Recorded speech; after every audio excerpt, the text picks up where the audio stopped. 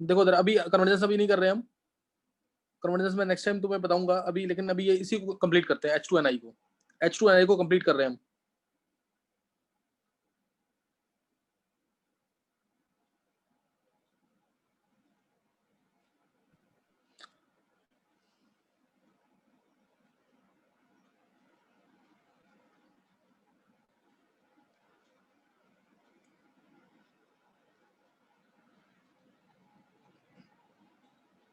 देखो इधर अभी जो मैंने तुम्हें बताया, पहला जो एडजॉर्प्शन, जो H2Ni का रिएक्शन है किसी के साथ भी, H2Ni, H2Pt, H2Pd, H2Ru, H2RH, H2Ni2b, H2PtO2 यानी एडम्स कैटलिस्ट, सबका एडिशन कौन सा? सिन एडिशन। सिन एडिशन होता है इसका, एक लाइन में याद रखो, सिन एडिशन वाया 4mCTS या 6mCTS या 6mCTS, 6 membered cyclic transition state या 4 मेंबर्ड साइक्लिक ट्रांजिशन स्टेट के थ्रू होता है। ये पॉइंट मैं एक्सप्लेन कर चुका हूं तुम्हें, ये पॉइंट हो चुका है एक्सप्लेन। और ये केमीज ऑप्शन होता है, इट इज केमीज ऑप्शन, केमीज ऑप्शन यानी केमिकल एडजॉर्प्शन होता है, केमिकल एडजॉर्प्शन होता है, केमिकल बॉन्ड्स बनते हैं, क्या होता है? केमिकल एडजॉर्प्शन होता है। और केमीज ऑप्शन यहाँ पे एक्सोथर्मिक है, केमीज ऑप्शन है and it is exothermic, clear? It is chemisorption and is exothermic. ये क्या होता है? एक्सोथर्मिक। मेटल के सरफेस पे एडजॉर्प्शन हो रहा था, और कौन सा एडजॉर्प्शन है? Chemisorption. तो ये पॉइंट बता दिया मैंने। अब तुम्हें इसी के अंदर मैं बता रहा हूँ, जैसे अगर मैंने बोला तुमसे सपोज इथीन, इथाइन, प्रोपीन, और एक ले लेते हैं ब्यूटुइन। इसको बोला मैंने चारों को रेक्टिविटी ऑर्डर में अरेंज करो, 1 2 या ABCD लिखते हैं, ABCD। रेक्टिविटी ऑर्डर क्या होगा चारों का?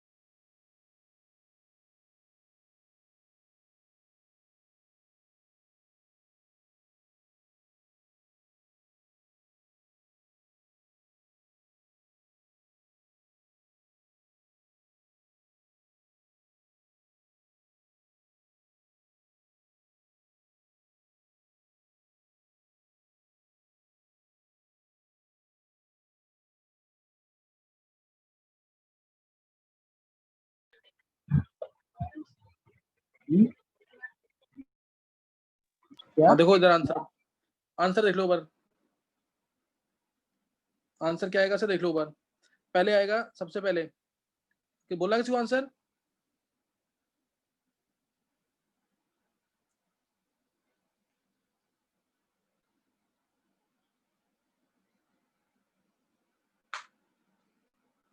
बोला किसी को आंसर इसका? दक्ष बोल आंसर जल्दी से। लक्ष्य। Sir DCAB। BC AB। BCAB, BCAD बोले या तो, और कौन बताएगा आंसर? ये किसने बोला? वंश ने बोला था, वंश। हाँ लक्ष्य बोल दे आंसर एक बार, लक्ष्य। Sir BACD। हाँ बिल्कुल सही आंसर है, BACD आंसर आएगा इसका। ध्यान रखना ये इलेक्ट्रोफिलिक एडिशन मैकेनिज्म नहीं है, इसका फ्री रेडिकल एडिशन है। तो स्टीरिक हिंड्रेंस देखेंगे, देखो जैसे इथाइन है, अगर ये इलेक्ट्रोफिलिक एडिशन होता तो इथाइन जो है लीस्ट रिएक्टिव होता, इसका उल्टा आंसर होता अगर ये इलेक्ट्रोफिलिक एडिशन होता। अभी आंसर क्या आएगा देखो इधर, ये लीनियर है बिल्कुल। और H2 का अटैक कैसा होता है? H2 ऐसे लीनियर भी तो होता है, H निकल के प्रेजेंस में, तो लीनियर अटैक है। वो क्या चाहेगा H कि इसके पास रिपल्शन ना हो, बिल्कुल भी इसके पास क्या ना हो? रिपल्शन ना हो, डायरेक्ट जाके ये अटैक कर दे, डायरेक्ट जाके अटैक कर दे। तो अगर बल्कि ग्रुप लगे होंगे इधर तो अटैक कैसे हो पाएगा? इसलिए इथाइन मोस्ट रिएक्टिव है। इथाइन क्या होगा? Most reactive. यानी जितने ज्यादा अल्फा हाइड्रोजन होंगे रिएक्टिविटी एक तरह से उतनी कम हो जाएगी इस केस में। अल्फा हाइड्रोजन ज्यादा होंगे तो रिएक्टिविटी कम हो जाएगी। तो इथाइन, उसके इथीन में देखो, इथीन में H2Ni डाला, H2Ni, तो इसमें 4 H आ गए इसमें Ni के प्रेजेंस में, ये 4 H आ गए इसमें, 1 2 3 और ये 4 H आ गए, तो कुछ तो रिपल्शन होगी ना यहाँ से, ये वाले H कुछ तो रिपेल करेंगे इसको, ये वाला H कुछ तो रिपेल करेगा इसको। और इसमें क्या हो गया, इसमें तो 2 बल्कि ग्रुप आ गए मिथाइल, तो ये तो रिपल्शन और ज्यादा क्रिएट करेंगे, ये तो रिपल्शन क्या करेंगे और ज्यादा करेंगे, समझ गए कि नहीं है, ये रिपल्शन और ज्यादा करेंगे। तो जितना बल्कीनेस आएगी रिएक्टिविटी H2Ni की तरफ उतनी कम हो जाएगी। तुम अल्फा हाइड्रोजन देख के भी आंसर मार्क कर सकते हो। देखो इसमें अल्फा हाइड्रोजन कितने हैं 3, इसमें कितने हो गए 6 हो गए, तो रिएक्टिविटी और कम, रिएक्टिविटी क्या हो जाएगी और कम हो जाएगी। समझ आ रहा है रिएक्टिविटी की नहीं है? Yes sir. नेक्स्ट देखेंगे, एक दो क्वेश्चन और लिख लो रिएक्टिविटी की। रिएक्टिविटी में और लिख लो क्वेश्चन, जैसे मैंने लिया इसमें इथाइन तो मोस्ट रिएक्टिव है, सबको क्लियर हो गया होगा ये। मैंने ले लिया क्वेश्चन इसके अंदर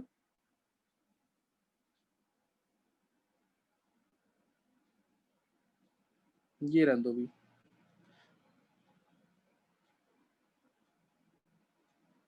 CH3CH2 ये ले लिया प्रोपीन, एक बार लिया सिसब्यूटुइन और एक लिया ट्रांसब्यूटुइन।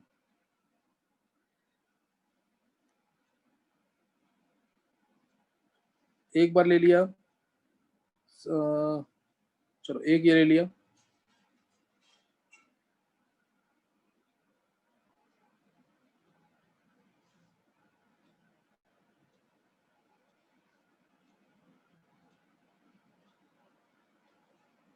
क्या होगा इनका reactivity order 1 2 towards 3 H2Ni, towards H2Ni।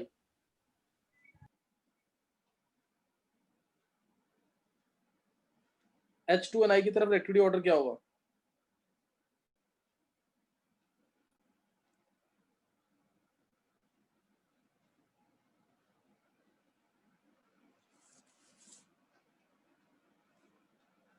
One 3 2 4 5।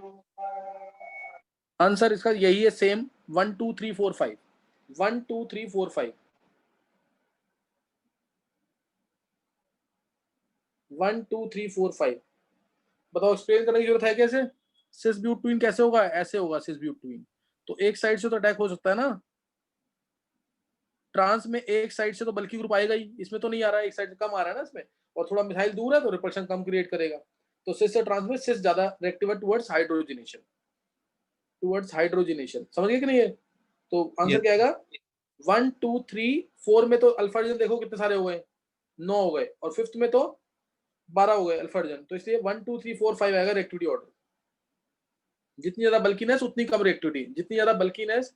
ये IIT एडवांस के क्वेश्चन है एक तरीके से, IIT एडवांस में चेक करोगे उसमें आए हुए हैं क्वेश्चन ऐसे, तो ये कर लेना जरूर। 1 2 3 4 5 आंसर आएगा। नेक्स्ट नेक्स्ट लिया जैसे, चलो इसमें जैसे मैंने बोला ये ऐसे कॉमन क्वेश्चन जो पूछे जाते हैं, देखो ये ले लिया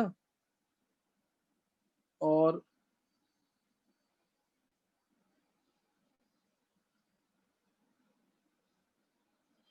इसमें बताएंगे रिएक्टिविटी ऑर्डर जल्दी से, 1 2 3 जल्दी बोलेंगे आंसर इसमें।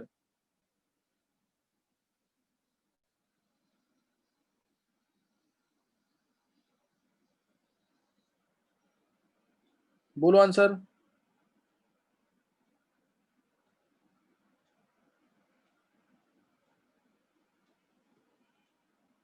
हाँ बिल्कुल सही है, 3 2 1। सोच रहे नहीं है इसमें स्टीरिक हिंड्रेंस ज्यादा है कि अल्फा हाइड्रोजन भी चेक कर सकते हो, अल्फा हाइड्रोजन ज्यादा रिएक्टिविटी कम, अल्फा हाइड्रोजन ज्यादा रिएक्टिविटी कम, तो इसलिए पहले रिएक्टिव ये होगा फिर ये, तो यानी 3 2 1 आंसर आएगा। 3 2 1 स्टीरिक हिंड्रेंस बढ़ेगी रिएक्टिविटी कम, स्टीरिक हिंड्रेंस बढ़ेगी रिएक्टिविटी कम। जैसे इसमें पूछ लिया अगर मान लो ये लगा दिया डोलोन मैंने यहाँ पे, अब मैंने डाला इसके अंदर H2Ni1 इक्विवेलेंट, तो क्या आंसर आएगा?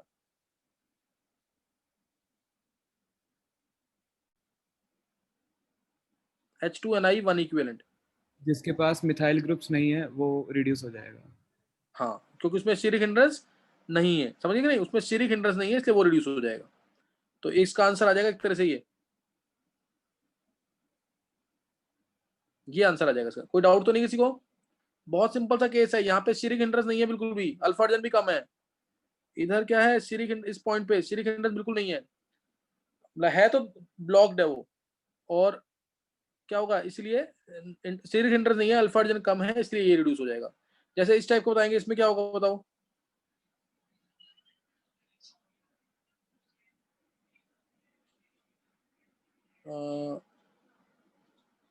चलो ये ले लेते हैं, ये इसमें क्या होगा, H2PD 1 इक्विवेलेंट,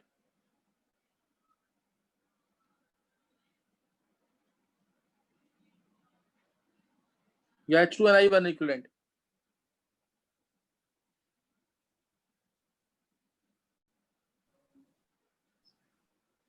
सर राइट वाला रिड्यूस होगा। बहुत अच्छे कुणाल, बता कैसे, क्यों? सर वहाँ पे ये कह सकते हैं कि उसके मिथाइल ग्रुप ज़्यादा दूर हैं, मतलब एंगल बहुत ज़्यादा हो गया है जहाँ से नहीं तू मेरी बात सुन, इसमें तू ये अल्फा अर्जन काउंट करके क्यों नहीं कर रहा? अल्फा अर्जन काउंट कर, डायरेक्ट आ गया आंसर। हाइड्रोजन अल्फा से अर्जन भी कर। उससे करें, राइट वाला रिड्यूस होगा, तो आंसर ये आ जाएगा इसका।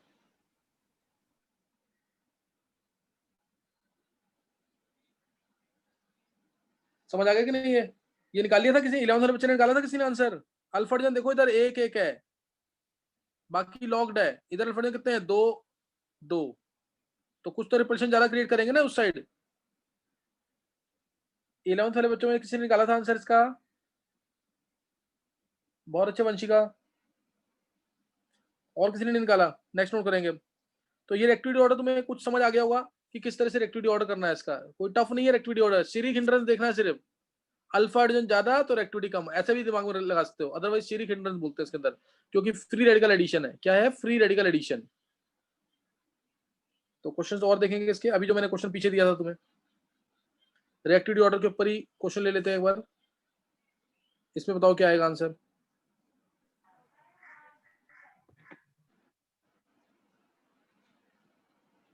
ये 1 इक्विवेलेंट वाले केस है, 1 इक्विवेलेंट, H2Ni 1 इक्विवेलेंट। चेक करो क्या आएगा आंसर।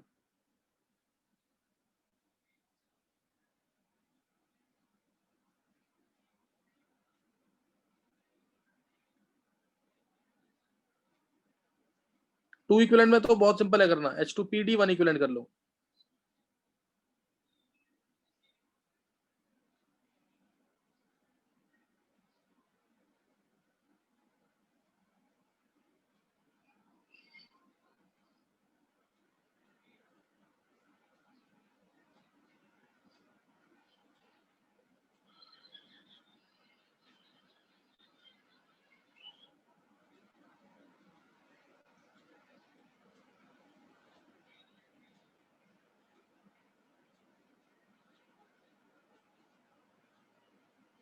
H2PT 1 equivalent.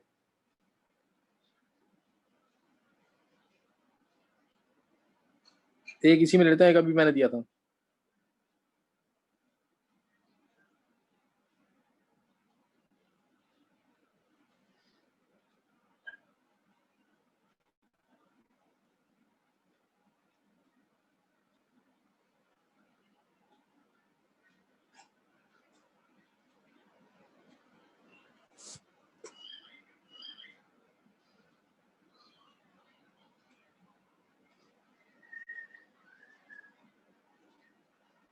चलो इतना करो पहले, फिर जाते हैं आगे।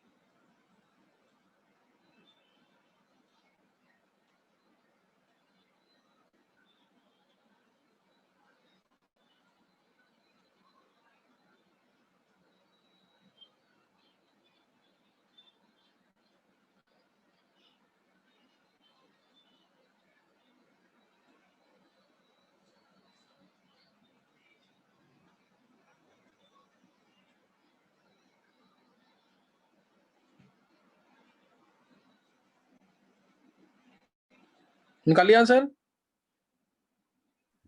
Yes sir. चलो देखेंगे इधर, पहले वाले केस में क्या होगा, बीच में डबल बॉन्ड आ जाएगा बस, और दोनों कौन से रिड्यूस मेंबर की साइक्लिक ट्रांजिशन स्टेट बनेगी, कौन से मेंबर की साइक्लिक ट्रांजिशन स्टेट बनेगी, 4 नहीं, ये तो 6 हो 6। जाएगी, 6 हो जाएगी सर। यस सर, 6 है। कुणाल जल्दबाजी में मत दिया, अगर कुछ परफेक्शन आ रही थी फिर तू गड़बड़ कर देता है। यहाँ पे 6 मेंबर की साइक्लिक ट्रांजिशन बनेगी ऐसे, यस सर। 6 मेंबर वाली साइक्लिक ट्रांजिशन स्टेट बनेगी और आंसर आ जाएगा बीच में डबल बॉन्ड।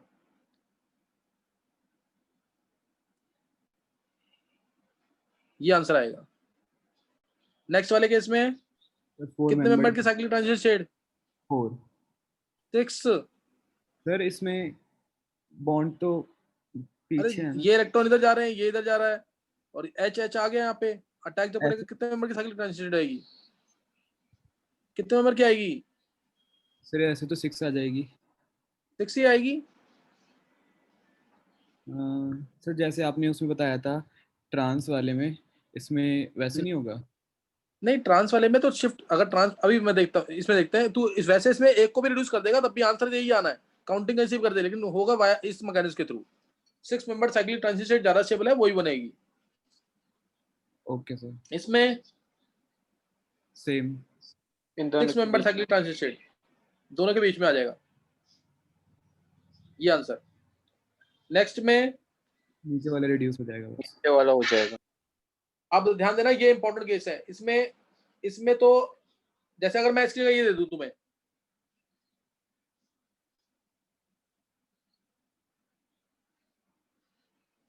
बताओ क्या होगा इसमें।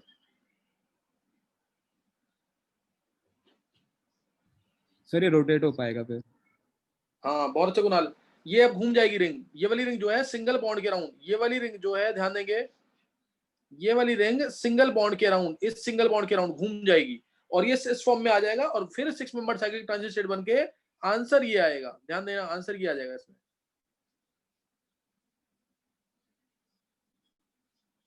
निकाला किसी ने ये आंसर आएगा इसका, ये घूम। लेकिन अब इस केस में क्या होगा, इस वाले केस में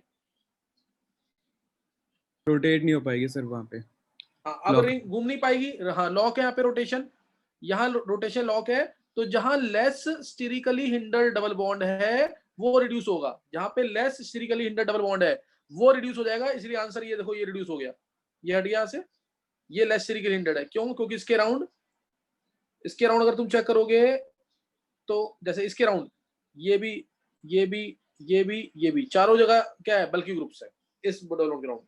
लेकिन यहां जो डबल बॉन्ड था उसके राउंड देखो 1 2 और 3 थे, 3 ग्रुप्स थे, इसके राउंड 3 ग्रुप्स थे ऐसे, तो इस वजह से ये थे ना 3, 1 2 और ये 3, तो इसलिए ये लेस स्टेरिकली हिंडर्ड है, तो वो रिड्यूस होगा। मैं हटा रहा हूं सब कुछ यहां से, ये रिड्यूस हो गया, ये आंसर आएगा इसका। कोई डाउट किसी को? No sir. तो ये इस टाइप के ध्यान रखना, क्वेश्चन इंपॉर्टेंट क्वेश्चन है सारे, ये पूछे जाते हैं क्वेश्चन ऐसे। नेक्स्ट देखेंगे इसमें, नेक्स्ट तो और इसमें कुछ, चलो एक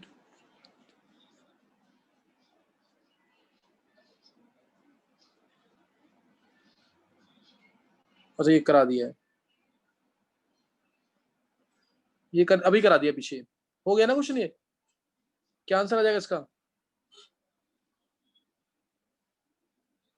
तो बीच में डबल बॉन्ड आ जाएगा इनके रिंग के। हाँ ये अभी करा दिया पीछे, उस समय मैंने हॉरिजॉन्टल रखा था रिंग को बस,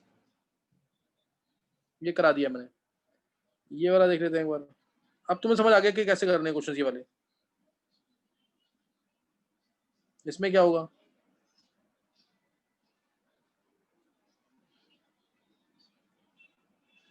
सर 1 इक्विवेलेंट ही है, तो कोई भी एक हो जाएगा रिड्यूसिंग में से। हाँ कोई भी एक, दोनों एक जैसे हैं, कोई भी एक रिड्यूस हो जाएगा, तो इसमें आंसर ये आ जाएगा। बाकी बच्चे आंसर निकाल रहे हैं ना 11th वाले स्पेशली, ये आंसर आ जाएगा। और इसमें कोई भी एक रिड्यूस कर दो बस, ये आंसर आ जाएगा। तो रिएक्टिविटी टुवर्ड्स H2Ni जो है ना, ये बता दिया मैंने। अब तुम्हें पॉइंट्स मैंने जो बताए थे ध्यान रखेंगे। पहला पॉइंट बोला मैंने, 6 मेंबर्ड साइक्लिक ट्रांजिशन स्टेट बनेगी या 4 मेंबर्ड साइक्लिक ट्रांजिशन स्टेट बनेगी via syn addition, syn addition के थ्रू होगा। फिर केमीज ऑप्शन होता है यहाँ पे, केमीज ऑप्शन होता है और एक्सोथर्मिक होता है। केमीज ऑप्शन होगा और एक्सोथर्मिक होगा, समझे कि नहीं? तो ये ध्यान रखना इसके अंदर। लेकिन हाँ कई बार ना ऐसे लिखा होगा, ध्यान देना, H2PDC लिखा होगा, ऐसे H2PDC लिखा होता है कई बार। तो H2PDC का मतलब है ग्रेफाइट यूज किया है हमने या चारकोल यूज किया है, तो इससे क्या होगा, सरफेस एरिया बढ़ जाएगा। ग्रेफाइट और चारकोल यूज किया है तो इससे क्या होता है, सरफेस एरिया बढ़ जाएगा। सेम रिएक्शन होगी H2PD वाली, लेकिन अब सरफेस एरिया बढ़ गया है, इसलिए रिएक्शन थोड़ी फास्ट होगी। इसलिए रिएक्शन क्या होगी, थोड़ी सी फास्ट होगी, बस ये ध्यान रखना इसके अंदर। अब रिएक्शन थोड़ी फास्ट हो जाएगी, समझ गए कि नहीं है? अब रिएक्शन क्या होगी, थोड़ी सी फास्ट हो जाएगी। फिर एक केस, ये पॉइंट ऐड कर लेना, इफ ग्रेफाइट और charcoal is used along with palladium और निकल और platinum, then surface area increases and reaction becomes faster, reaction थोड़ी सी फास्ट हो जाएगी। तो ये पॉइंट भी ध्यान रखना इसके अंदर। फिर इसके अलावा तुम्हें ये पता है, hydrogen in presence of palladium use करते हैं अगर, सपोर्टेड ओवर BaSO4 और CaCO3, सपोर्टेड ओवर कह लो या पॉलिश्ड विद, पैलेडियम को पॉलिश कर दिया हमने किसके साथ, BaSO4 और CaCO3 के साथ, and partially poison by sulphur और क्विनोलिन लिखते हैं, क्विनोलिन या आइसोक्विनोलिन,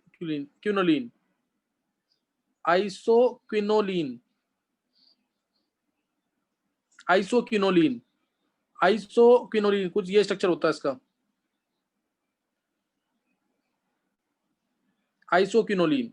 अगर ये लेते हैं तो इससे तुम्हें, और बॉइलिंग जाइलिन के प्रेजेंस, सॉल्वेंट क्या होता है, सॉल्वेंट क्या डालते हैं, बॉइलिंग जाइलिन, बेंजीन भी यूज कर सकते हैं, सही ना, बॉइलिंग जाइलिन के प्रेजेंस में। तो क्या होता है, इससे सिर्फ सिलेक्टिव रिडक्शन होता है, सिलेक्टिव रिडक्शन होता है। जैसे तुम्हें पता है इसका यूज, लिंडार्स कैटलिस्ट का यूज, अगर ब्यूट 2 आइन है तो अगर इसमें मैंने लिंडार्स कैटलिस्ट डाल दिया, पूरा मैंने लिखा हुआ है, ये पूरा क्या था, this all was Lindlar's catalyst.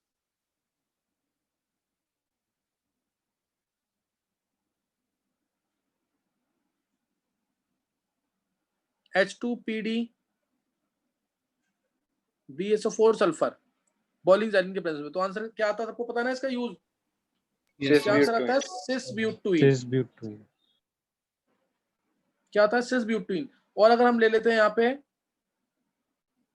एक एग्जांपल, इसका ये वाला हो गया, और एक एग्जांपल तुमने और पढ़ा है, कौन सी नेम रिएक्शन है जिसमें इसका यूज आता है, कौन सी नेम रिएक्शन है, एल्ब्स, नहीं रोजमंड, नहीं रोजनमैन, किसने बोला ये, रितिका। बहुत अच्छे रितिका। रोजन, देखो सबसे अच्छा 11th क्लास में ना रितिका परफॉर्म कर रही है, रेगुलर होमवर्क बताती है और रेगुलर अपना सुना रही है, सबसे बेस्ट इसकी परफॉर्मेंस है रितिका की पूरे 11th क्लास में। रोजरमैन रिएक्शन,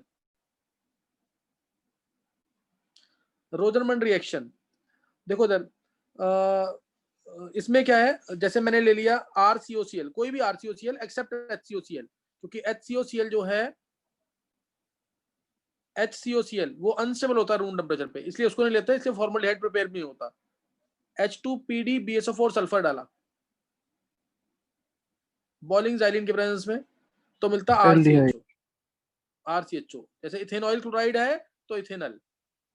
रिएक्शन सबको मैंने करा रखी है, मैं डिटेल नहीं ले रहा इसका, बस एक क्वेश्चन मैंने कराया था, HCHO इस रिएक्शन से प्रिपेयर क्यों नहीं होता, क्योंकि उसको प्रिपेयर करने के लिए HCOCl चाहिए, ये अनस्टेबल होता है रूम टेम्परेचर पे। HCOCl कोई प्लस आई इफेक्ट नहीं आया यहाँ से, तो ये अनस्टेबल होता है रूम टेम्परेचर पे, इसलिए इसको नहीं लेते हम। दूसरा और क्वेश्चन इसके अंदर, मान लो अगर मैंने लिंडर्स कैटलिस्ट यूज नहीं किया होता, सिर्फ H2PD डाला होता, तब क्या आंसर आता,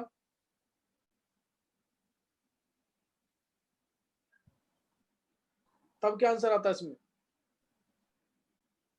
सर ये आगे भी रिड्यूस कर देता है इसको।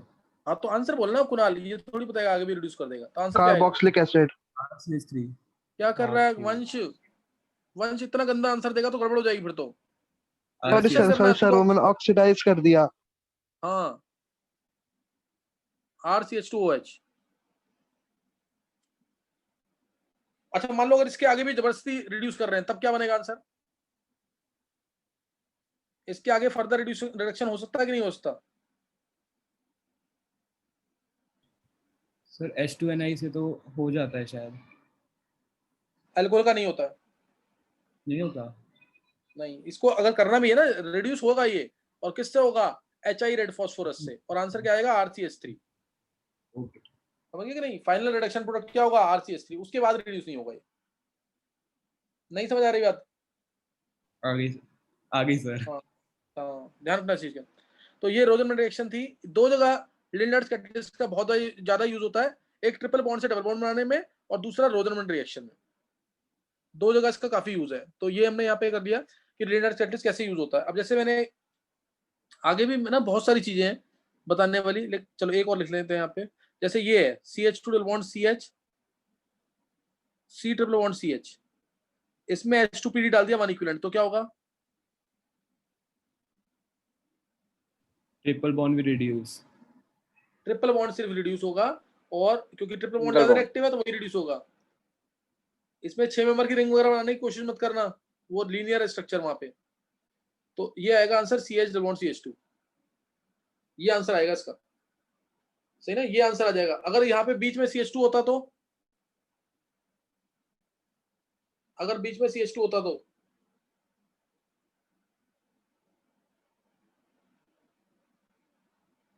सेम आंसर, यही आंसर आएगा तब भी।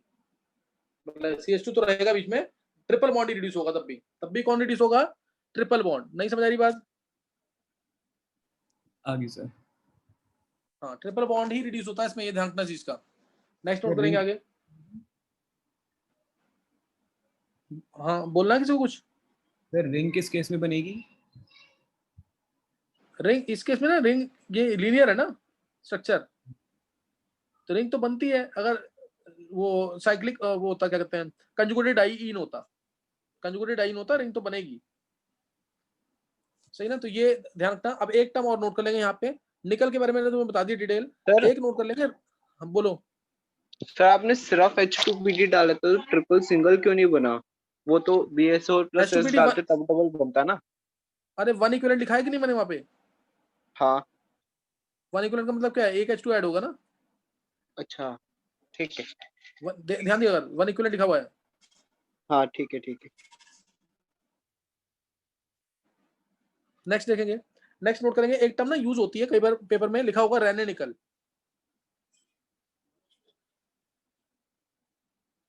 रेने निकल, रेने निकल मतलब, इसका मतलब तुम्हें ना Ni के साथ H2 को देने की जरूरत नहीं है, इसके पास पहले से ही हाइड्रोजन है। क्लियर? रेने निकल मतलब क्या है? इसके पास पहले से ही हाइड्रोजन है। जैसे अभी तुम क्या कर रहे थे, निकल का सरफेस था इस तरह से कुछ, H2 का मॉल आया सरफेस पे, एब्जॉर्ब हो गया, बॉन्ड यहाँ भी वीक हो गया, यहाँ पे वीक हो गया, ऐसे कर रहे थे ना। रेने निकल मतलब it has already got absorbed hydrogen. Clear? It has already got absorbed hydrogen, इसलिए सेम होगा इसका, इस तरह जैसे H2Ni का होता है। रेने निकल का सेम फंक्शन होगा H2Ni की तरह। और रेने निकल को जनरली हम यूज करते हैं निकल एल्यूमिनियम का एलॉय, निकल एल्यूमिनियम का एलॉय होता है, साथ में NaOH प्लस H2O, ये है। इसको भी रेने निकल बोलते हैं। इसके मतलब, इसका मतलब होता है निकल के साथ पहले से ही।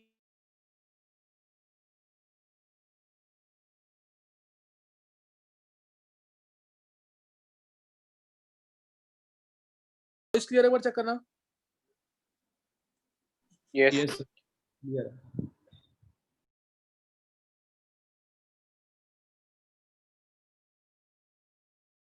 चलो एक बार रेने निकल दोबारा नोट कर लेंगे।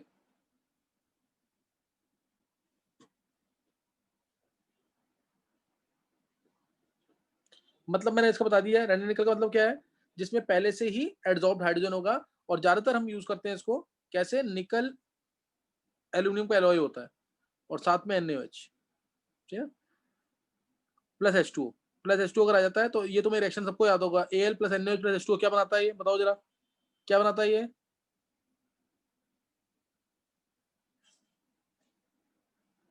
अरे बहुत बार पढ़ी है, एम्फोटेरिक मेटल की रिएक्शन NaOH के साथ।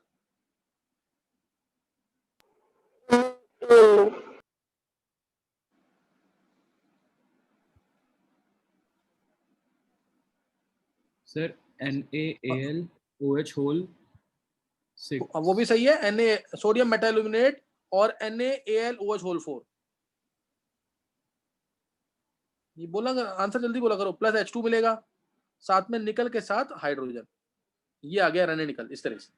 निकल के साथ हाइड्रोजन आता है इस फॉर्म में, सही ना। निकल के साथ क्या आ जाएगा, हाइड्रोजन इस फॉर्म में, तो इसलिए बोलते हैं रेने निकल। रेने निकल क्या है, एक तरह से extremely active form of nickel, extremely active form of nickel है ये, and has already got adsorbed hydrogen on it. Extremely active form of nickel and has already got adsorbed hydrogen on it. Note कर लेना ये चीज। जो normal होता है निकल, अगर निकल नॉर्मल फॉर्म में होता है तो उसमें हमें एक्स्ट्रा H2 डालनी होती है। अभी मैंने बताया तुम्हें, नॉर्मल जो निकल का सरफेस होता है उसमें हम H2 डालते हैं, लेके आते हैं, ये इसके सरफेस पे एडसॉर्ब होता है, ये वाले बॉन्ड वीक होते हैं इस तरह से। लेकिन जो रेने निकल है, it is extremely active form of nickel and already got active hydrogen present on it. इसके पहले से ही एक्टिव हाइड्रोजन होता है, पहले से ही हाइड्रोजन एडसॉर्ब होता है सरफेस पे, ये दिखा दिया मैंने इस तरह से। और ये जो मैं एलॉय है मैं यूज भी करूंगा कहाँ पे, जैसे मैंने तुम्हें पहले बताया, किसी को याद है कहाँ यूज करते हैं इसको? क्लोरोबेंजीन से अगर तुम्हें क्या बनाना है, नहीं आ रहा है, फिनॉल, बेंजीन बनाना है, नहीं आ रहा है अभी निकल, ये बताया हो ना मैंने, कैसे बताया। हाँ, तो क्या यूज करेंगे, यही रेने निकल की फॉर्म, बेंजीन मिल जाएगा। क्लोरोबेंजीन से बेंजीन, क्लियर, क्लोरोबेंजीन से बेंजीन, समझिए कि नहीं है। तो रेने निकल के बारे में पॉइंट्स लिख देना जरूर, जिसके पास पहले से हाइड्रोजन होगा, ज्यादा एक्टिव फॉर्म है ये निकल की। ये मतलब कि जैसे होता है ना कि ब्लैक स्पॉन्ज होता है metal powder, black spongy metal powder लिख देना, ब्लैक स्पॉन्जी मेटल पाउडर है ये Raney nickel, with weak NiH bond, black spongy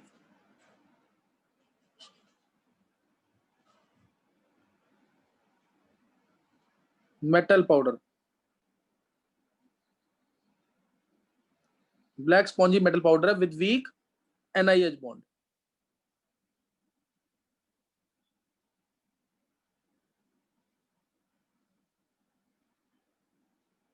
week NiH bond.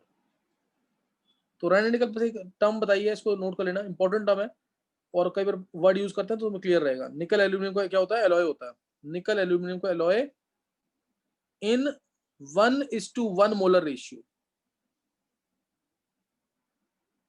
निकल एल्यूमिनियम का एलॉय होता है in 1:1 molar ratio. This is Raney nickel, nickel aluminium alloy in 1:1 molar ratio is called as Raney nickel. तो ये ध्यान रखना, इस चीज का इंपॉर्टेंट चीज थी। नेक्स्ट नोट करेंगे आगे।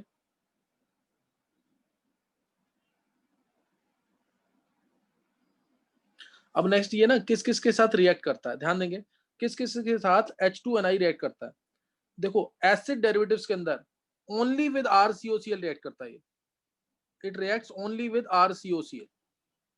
एसिड डेरिवेटिव्स में सिर्फ RCOCl से रिएक्ट करेगा ये, ध्यान रखना चीज का। उसके बाद फिर रिएक्टिविटी है CH ट्रिपल बॉन्ड CH के साथ, ये तो तुम्हें पता लग गया है, CH ट्रिपल बॉन्ड CH के साथ है। इसके बाद किससे है, RCHO से, RCHO के साथ। फिर किससे है, डबल बॉन्ड के साथ, फिर डबल बॉन्ड के साथ। और इन चारों के साथ ये नॉर्मल टेम्परेचर पे रिएक्ट कर जाता है, जैसे 10 से लेकर 30 डिग्री सेल्सियस के आसपास, और यही रिएक्टिविटी ऑर्डर है।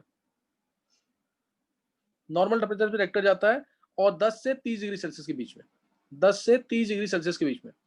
उसके बाद आ गया कीटोन, एल्डिहाइड से कम रिएक्टिव होते हैं कीटोन, दोनों साइड बल्कीनेस होती है, कीटोन आ गया।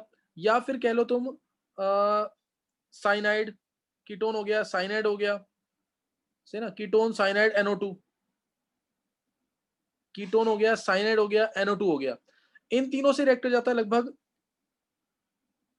30 से लेके 50 डिग्री, ये टेम्परेचर डिपेंडेंट होता है, इसलिए 30 से लेके 50 डिग्री सेल्सियस तक, 30 से लेके 50 डिग्री सेल्सियस तक ऑर्डर ये हो गया। अब 30 से 50 डिग्री सेल्सियस तक इनके साथ रिएक्ट कर जाता है, 30। और उसके बाद भी रिएक्ट कर जाता है ये एल्काइल हैलाइड के साथ, एल्काइल हैलाइड के साथ रिएक्ट कर जाता है RX से रिएक्ट कर जाता है। बेंजीन से ये तो है 50 से 100 डिग्री सेल्सियस के आसपास, और बेंजीन से रिएक्ट करता है अबव 100 डिग्री सेल्सियस। बेंजीन से रिएक्ट करेगा अबव 100 डिग्री सेल्सियस, मतलब 100 से 150 के बीच में।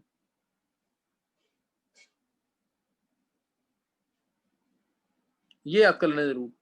सबसे जल्दी रिएक्ट करता है RCOCl के साथ, फिर एल्काइन के साथ, फिर एल्डिहाइड के साथ, फिर इथीन के साथ। ये चार तो जरूर याद रखना, चार ये काफी इंपॉर्टेंट है, इन चारों से रिएक्ट कर जाता है ये।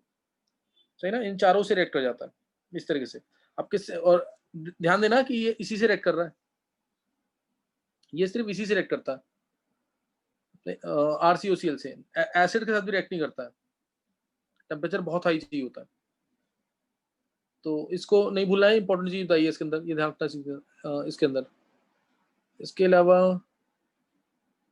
इसको एक बार नोट कर लेंगे कि किससे रिएक्ट कर रहा है, किससे रिएक्ट नहीं कर रहा है, ये भी पता होना चाहिए।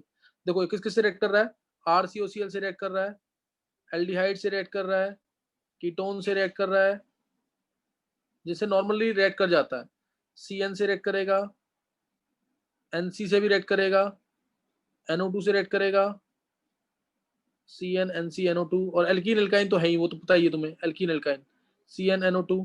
और एसिड डेरिवेटिव से रिएक्ट नहीं करता है, सिर्फ किससे रिएक्ट करता है, RCOCl के, ये ध्यान रखना जरूर। फिर RX से रिएक्ट कर रहा है, ये RX से रिएक्ट कर रहा है, इसके साथ इमीन के साथ, ये इमीन होता है, RCH2NH2 बन जाएगा, इससे CN से रिएक्ट कर रहा है तो इससे रिएक्ट करेगा ही। और मोस्ट इंपॉर्टेंट ध्यान देंगे, साइक्लोप्रोपेन और साइक्लोब्यूटेन, इन दोनों से भी रिएक्ट करता है। किस वजह से रिएक्ट कर रहा होगा, इन दोनों से किसकी वजह, हाँ सिर्फ स्ट्रेन की वजह से रिंग टूट जाती है H2Ni से, रिंग टूट जाएगी और आंसर क्या आ जाएगा, प्रोपेन। इसमें क्या आ जाएगा, ब्यूटेन।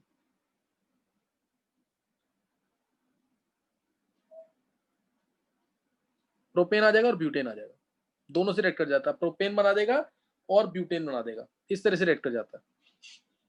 और बेंजीन से भी रिएक्ट करता है, बेंजीन से भी रिएक्ट करता है, H2Na डाल दिया तो क्या मिल जाएगा इसमें, साइक्लोहेक्सेन। क्लियर, क्या मिल जाएगा, साइक्लोहेक्सेन। तो ये भी इंपॉर्टेंट रिएक्शंस है इसकी, ये सारी इंपॉर्टेंट रिएक्शंस है, ढंग से करना है बिल्कुल इनको। इसमें अभी स्टीरियोकेमिस्ट्री मैंने डिस्कस नहीं की है, स्टीरियोकेमिस्ट्री तो बहुत इंपॉर्टेंट है इसकी, लेकिन हमने आइसोमेरेज नहीं पढ़ा है, इसी वजह से मैं डिस्कस नहीं कर रहा हूँ उसको, तो इसलिए हमने डिस्कस नहीं किया है। आइसोमेरेज अगर पढ़ा होता तो फिर बहुत डिटेल होती है इनकी, काफी ज्यादा डिटेल रिएक्शंस के अंदर, और लंबा टाइम लगता है इसको पढ़ाने में। नेक्स्ट टाइम ट्राई करेंगे। ये H2PD तो लगभग खत्म नहीं, अभी इसमें है कुछ, इसमें है जैसे, चलो रिएक्शन में नेक्स्ट टाइम डिस्कस करूंगा। जिन बच्चों ने ना सुनाया नहीं है, मैं तुम्हें दोबारा बोल रहा हूँ, वो सुना देना जरूर, क्योंकि नहीं तो फिर कल की क्लास भी मिस होगी उनकी, तो ये काम कर लेना जरूर। यहाँ तक पढ़ लेना ढंग से, कन्वर्जेंस अभी नहीं कर रहे हैं, कन्वर्जेंस अब उतनी ही करनी है जितनी कराई है, फिर आगे कराऊंगा कन्वर्जेंस में। टॉपिक जरूर, रिड्यूसिंग एजेंट्स, ऑक्सीडाइजिंग एजेंट्स, जो टॉपिक कराए हैं इसको ढंग से पढ़ लेना, नेक्स्ट टाइम करेंगे अब। Okay, thanks.